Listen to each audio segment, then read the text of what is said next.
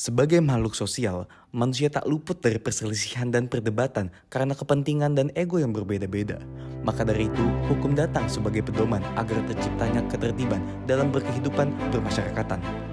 Dalam UUD 45 pasal 1 ayat 3 yang berbunyi, negara Indonesia adalah negara hukum. Maka dari itu, keberadaan hukum di Indonesia sangat dijunjung tinggi dan wajib ditaati bagi seluruh warga negara Indonesia. Di dalam negara Indonesia, ada lembaga yang berhak untuk merancang, menganggarkan, dan juga mengawasi jalannya hukum di Indonesia. Lembaga tersebut adalah Dewan Perwakilan Rakyat. Yang menjadi pertanyaan sekarang, apakah hukum sudah dijalankan dengan baik di Indonesia? Apakah hukum sudah adil bagi seluruh masyarakat? Bila tidak, bagaimana cara untuk memberikan keadilan hukum bagi seluruh masyarakat? Perkenalkan, nama saya Andi Gamal Parvi Haris sebagai calon Parlemen Akbaja tahun 2023 Dapil 3 Provinsi Banten.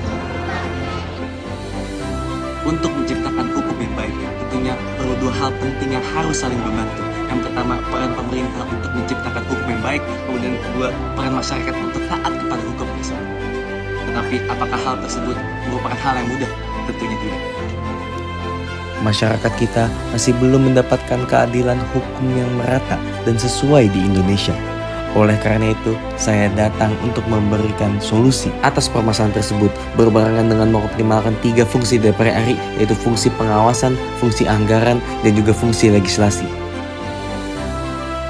Sebagai lembaga yang memiliki fungsi legislasi, saya akan melakukan audit secara berkala untuk lembaga penegak hukum seperti KPK, Mahkamah Agung, Mahkamah Konstitusi, dan juga polisi.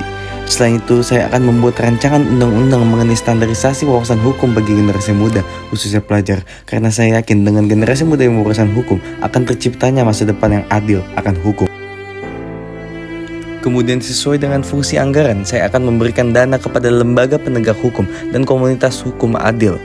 Selain itu, saya akan memberikan dana kepada lembaga pendidikan karena saya yakin masa depan yang adil datang dari edukasi yang baik saat muda.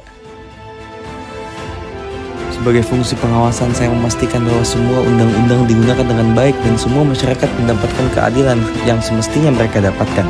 Selain itu, saya akan mengawasi kinerja lembaga penegak hukum karena pentingnya kepercayaan masyarakat pada lembaga tersebut.